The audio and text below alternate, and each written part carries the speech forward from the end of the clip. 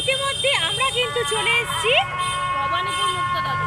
আজকের এখানে কুটি পুজো, চলো ভেতরে যাই, তখন তোমাদের সাথে সমস্ত এই বছরের ব্যানার। আর ব্যানারে কিন্তু লেখা আছে আড়ালে, কিন্তু করছে অভিক আর শুভম। আর প্রতিমা হচ্ছে দীপাবলি, হচ্ছে খুঁটি এখানকার, মানে একটা দুর্গা ঠাকুর কিন্তু মুখ আছে, সুন্দর লাল আর সাদা কালারটা কিন্তু শাড়ি পরা।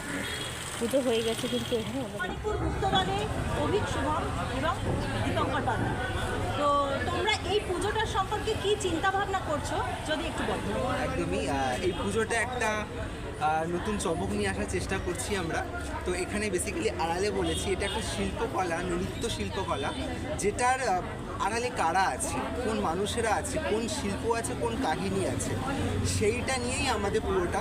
সেখানে পুরো থিমের মধ্যে থাকছে নানা রকম একটা ইনস্টলেশনের মাধ্যমে হচ্ছে, যেটা দুর্গাকে কেন্দ্র করে আমরা করছি আর এই শিল্পটাকে কেন্দ্র করে করছি।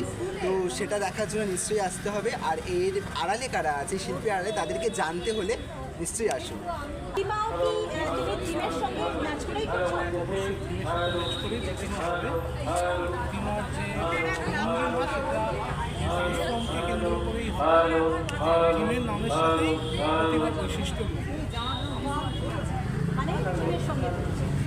মহলার দিন থেকে দেখতে পাবেন, মহলার মানে ওপেন হচ্ছে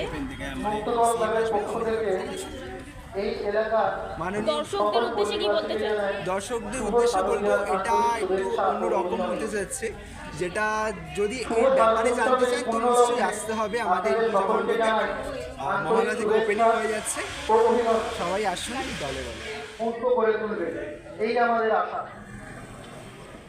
আপনারা আসবেন আমাদের সাথে, আমাদের পথ চলায় আপনারাও আমাদের সাথে একটা সাথী হবেন। ধন্যবাদ।